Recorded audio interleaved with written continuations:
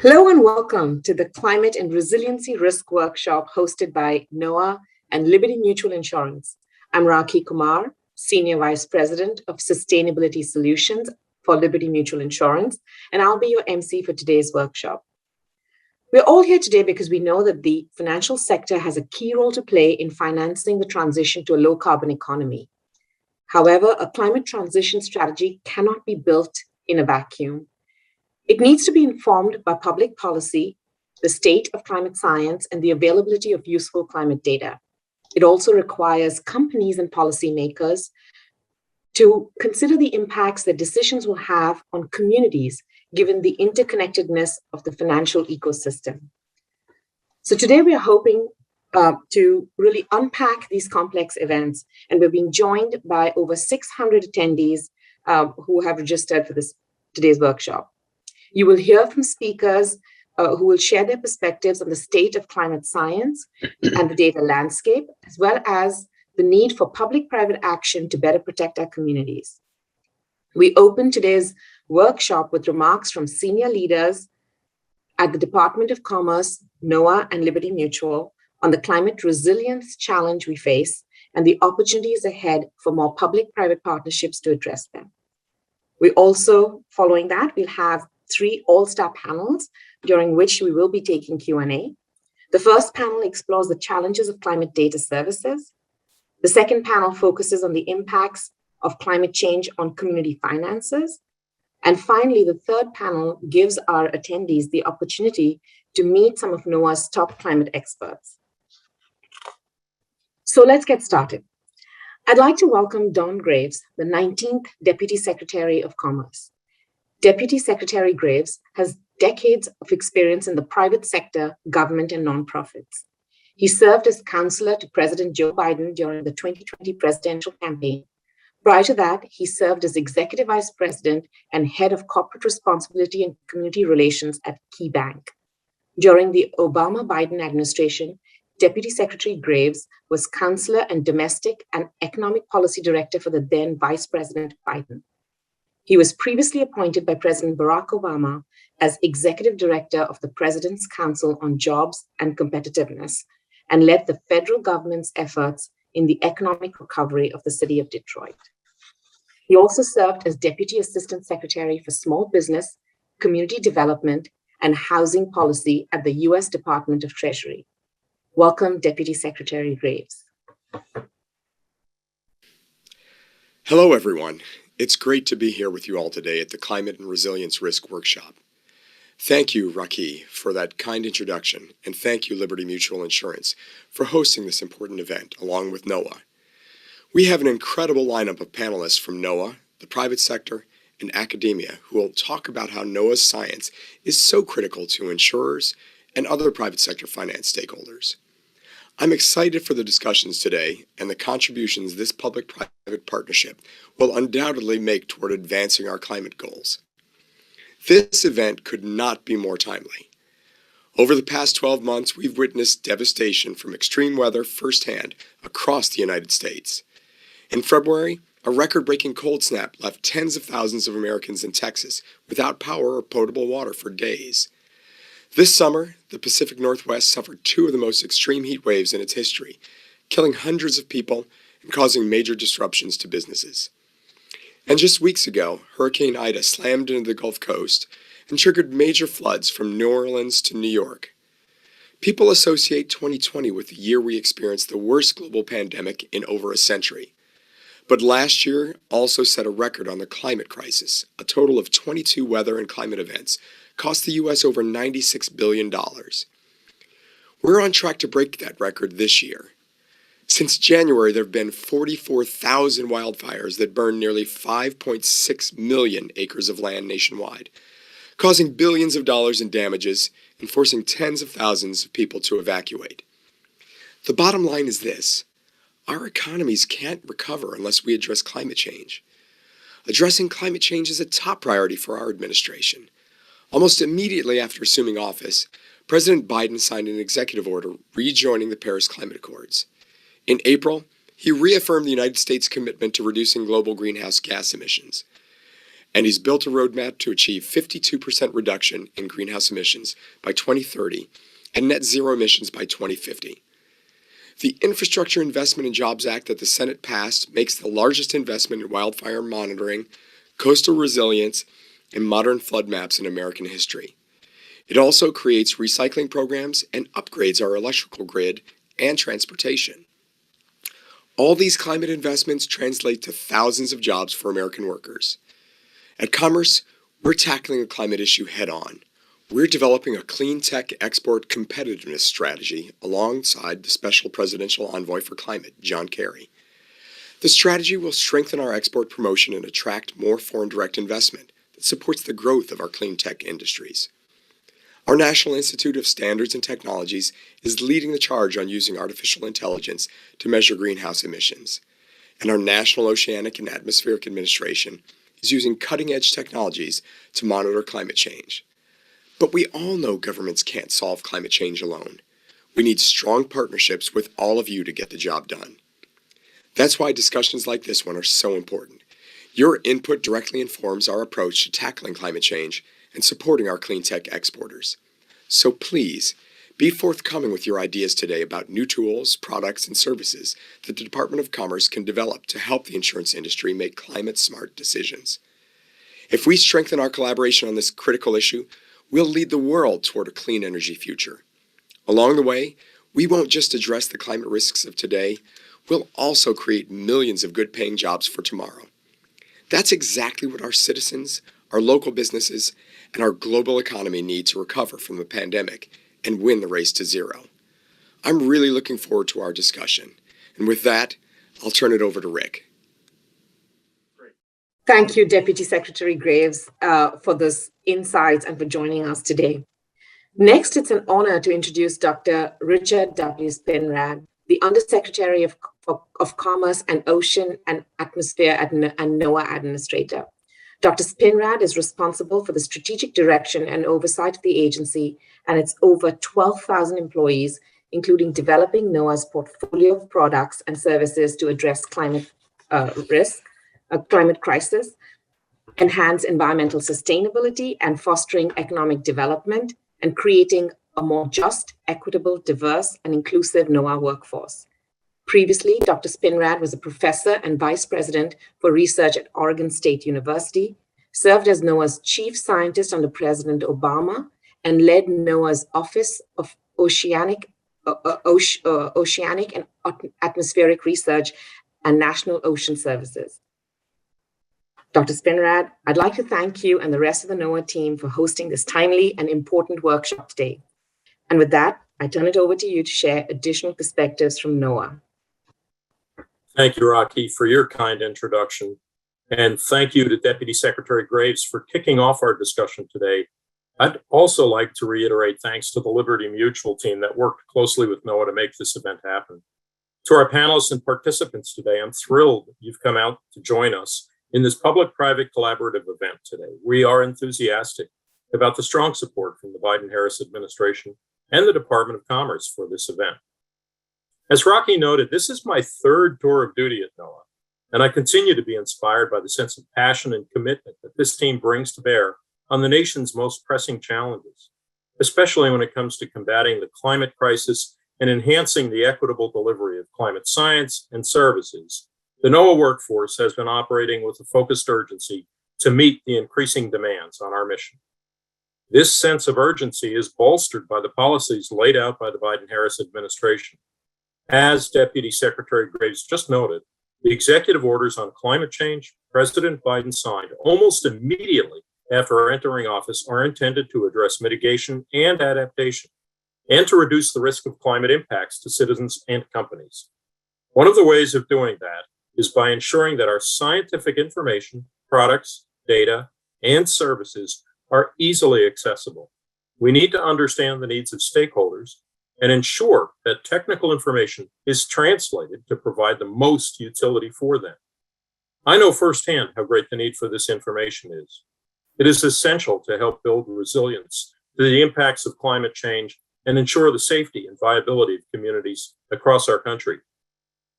When Superstorm Sandy hit New York My 95-year-old mother had to leave her home because there was insufficient infrastructure to handle the well-forecasted flooding and coastal inundation. And prior to moving back to DC for this current role, I was living out west in Oregon and dealing with climate impacts, including drought and wildfire, in my own backyard. In fact, I used NOAA information to make the decision to invest in fuel abatement practices to safeguard my property. Given my history and personal experience, I've made it one of my top priorities to expand NOAA's role as the primary authoritative provider of federal climate science products and services that can be applied to a diverse range of missions across the federal government and private industry. When someone needs to have the most definitive weather forecast, they turn to NOAA. When they need the most trusted source of navigational information or scientific data on fisheries, they turn to NOAA. Just as NOAA is the authoritative provider of weather forecasts, navigational charts, and fisheries stock assessments, industry should know to come to NOAA for their climate information needs.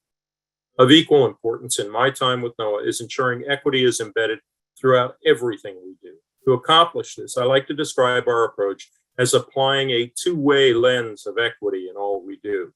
Externally, we must apply this lens to make sure we are providing our data and services to all communities such that it is equally accessible and useful to all. We have to be delivering useful and actionable information to impoverished communities impacted by sea level rise and coastal flooding, and helping underserved segments of society prepare for the challenges to their lives, from climate change as much, if not more, than to the wealthier communities and individuals. Internally, we are applying this lens in a review of our own processes to produce the best science and deliver the best services by building a more diverse, inclusive, and equitable workforce and workplace. It's only by including the broad perspectives represented by our workforce that accurately reflects our society that we can ensure that we're addressing solutions from an informed approach designed to achieve the most optimal and equitable mission outcomes. Our efforts at the national level must advance downstream actions at the local level where impacts are felt most directly. For example, better observations and monitoring along the coasts, especially in disadvantaged communities, can help the insurance industry make more accurate assessments of impacts and respond accordingly. Addressing climate change and its impacts will require innovation, commitment, and action from organizations and communities well beyond NOAA. NOAA works with federal agencies in this effort, but must also better engage individually and collectively members of the commercial, private, and non-governmental organization sectors in creating and delivering equitable climate services and products built on NOAA's and those communities' observations and information. The IPCC Sixth Assessment Report highlights the need to reduce emissions immediately to mitigate accelerating physical risks, but we must also take action to build resilience and address the climate impacts already being felt today. The financial sector has a key role to play in supporting this transformation. However, policy and action need to be informed by an understanding of the availability and usefulness of climate data and considerations of the interconnectedness of financial ecosystems. Addressing the climate crisis and building resilience requires an integrated leadership approach from across the public and private sectors. Through today's conversations, we hope to better establish a pathway of providing the best scientific information available, NOAA's climate data and services to decision makers across the non-federal community. Thank you for your dedication of time to this workshop. I'm excited to share this opportunity and see the great things we can accomplish together. Thank you, Rocky. Thank you, Dr. Spinrad. And now it's my pleasure to introduce our last speaker of the session, Jim MacPhee, the President of Global Retail Markets at Liberty Mutual Insurance. As president, Jim oversees our global personal and small commercial lines of businesses, which including homes and auto insurance, which we operate in 16 countries. Jim has been with Liberty for over 30 years, during which he has held several roles. Most recently, Jim served as Global Retail Markets US President and Chief Operating Officer. Jim, thank you for joining us today and sharing the industry's perspective on climate resilience and why it is so important to our sector and society. Thank you, Rocky. I appreciate that. And I'd also like to thank NOAA for helping us make today's important conversation happen. And in particular, thanks to Deputy Secretary Graves and Administrator Dr. Spinrad for their insightful remarks about the challenges we face in managing the impacts of climate change. I do appreciate the opportunity to spend just a few moments with you sharing my perspective on why today's workshop is such a critical conversation for the financial services sector and, of course, in particular, the insurance industry.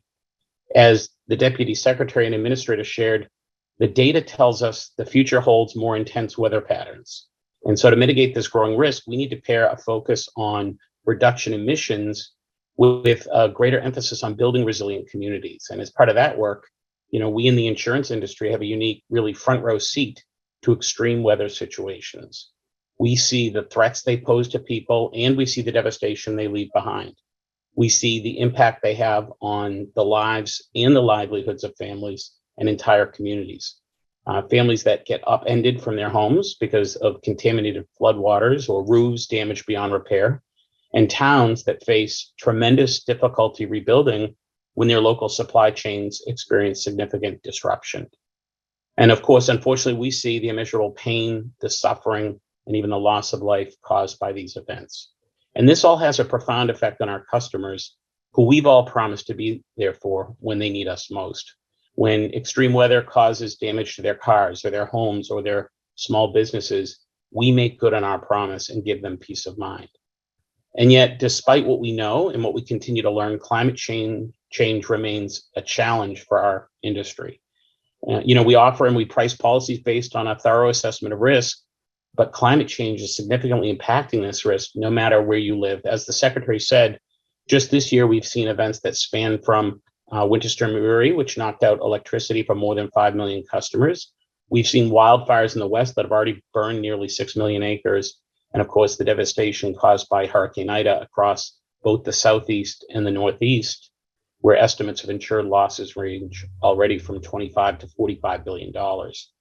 And so those of us in the insurance business, we need to take our jobs very seriously, and we need to work to provide accessible and affordable products because they're foundational to really a sustainable economy. And then when called to action, we know that we need to provide a sense of security and the hope of recovery. We also feel a real sense of urgency around helping our customers and the communities we live in and serve to prepare for the ongoing impacts of climate change. We want our customers and our communities to be better prepared and to recover more quickly from extreme weather events.